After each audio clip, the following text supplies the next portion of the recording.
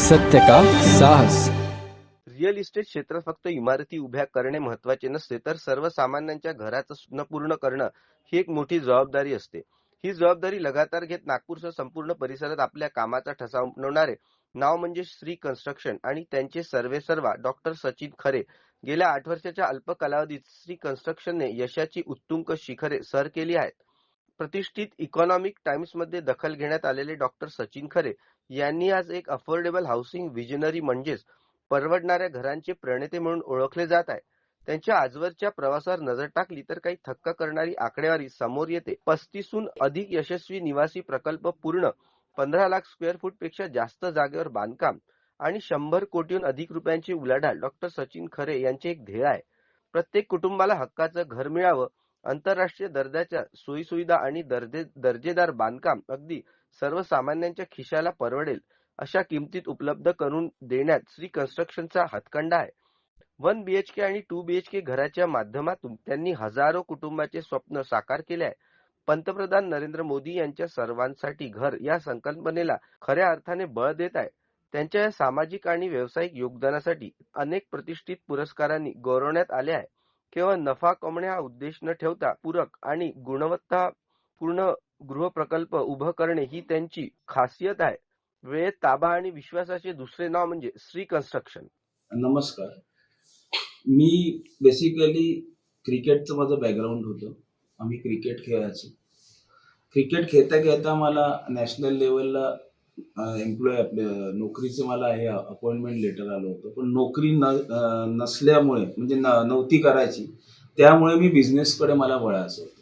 की महाराष्ट्रीयन माणूस, तेव्हा माझ्या डोक्यात होतं की महाराष्ट्रीयन माणूस एक चांगला व्यवसाय केला पाहिजे नोकरी न करता. तर ते माझ्या डोक्यात नेहमी खूळ राहायचं की आपण नोकरीच्या ऐवजी काहीतरी बिझनेस करावा.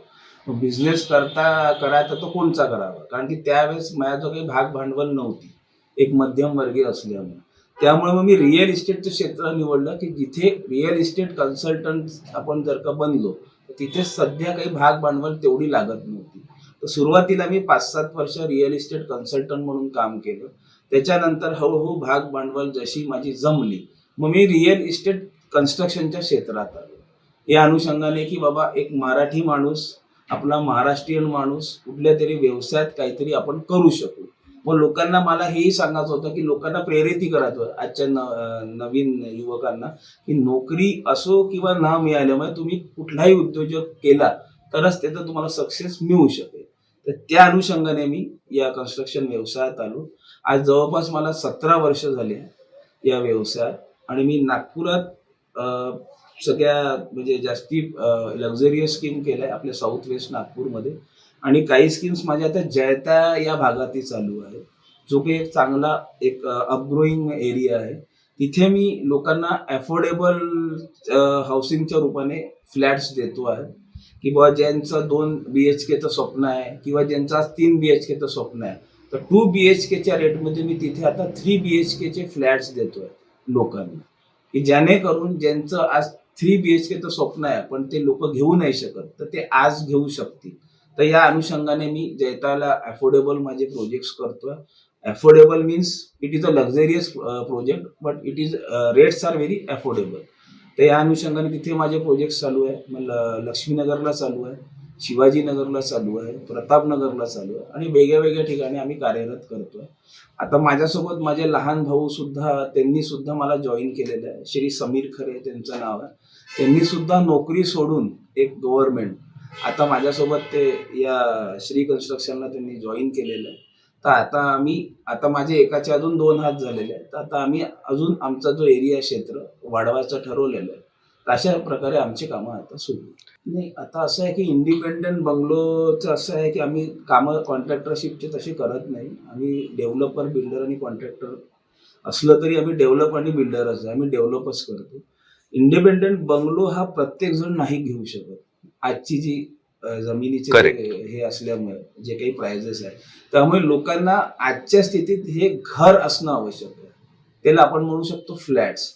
तर ते फ्लॅट्स आज लोक जास्ती प्रिफर करतात आहे. इंडिपेंडंट घर घ्यायचं असेल तर त्याची थोडी जमिनीची किंमत पाहिली किंवा मग कन्स्ट्रक्शनचे कॉस्ट तर हे थोडे जास्ती असतात. तर त्यामुळे आम्ही त्याच्यात बंगलोरच्याकडे नाही जात, आम्ही आमचे फ्लॅट्स किंमत जास्ती करतो.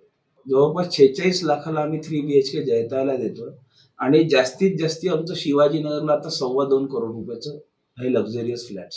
लोकांची ओढ आता एरियाप्रमाणे आहे. डिमांड सगळ्याच ह्याची आहे, लक्झरियसची पण आहे आणि आपली एक नॉर्मल जे मिडल क्लास आहे त्यांची पण आहे. म्हणजे 40-50 लाखाच्याही फ्लॅटची ओढ आहे त्या एरियानुसार आणि लक्झरियसची पण ओढ आहे की ज्या बजेटमध्ये असेल तर तशीही लोक आहेत आजच्या ह्याच्यात. ग्रीन जे आजकाल म्हणतात की ग्रीन चॅनल किंवा ग्रीनचे आहे फॅसिलिटीज आम्ही सगळं देतोय कस्टमरला. आम्ही सोलरच्या फॅसिलिटीज देतोय, इंटरकॉम देतोय, रिक्रिएशन हॉल देतोय त्यांना, मग त्याच्यानंतर व्हिडिओ डोर कॅमेरा देतोय, मॉड्युलर किचन बनवून देतोय. या सगळ्या गोष्टी आम्ही त्यांना देतो. सध्या तर अजून असं काही प्रपोजल आलं नाहीये, पण नागपूरलाच आता इतकं डेव्हलपमेंट होत आहे आणि येत्या 5 काळात बहुतेक नागपूरच्याही कायापालट व्हायची शक्यता आहे, कारण की इतकं आजूबाजूला इन्फ्रास्ट्रक्चर चालू असल्यामुळे. तर आम्ही सध्या तरी नागपूरवरच फोकस करतोय. पुढे काही अपॉर्च्युनिटी कुठे आली बाहेर जायची तर आम्ही निश्चितच करू. सुरक्षेसाठी आम्ही इथे 24/7 आमचे गार्ड सिक्युरिटी असतात.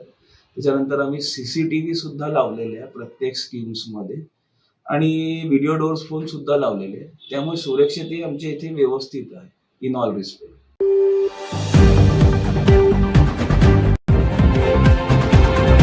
अब तक सत्य का साहस.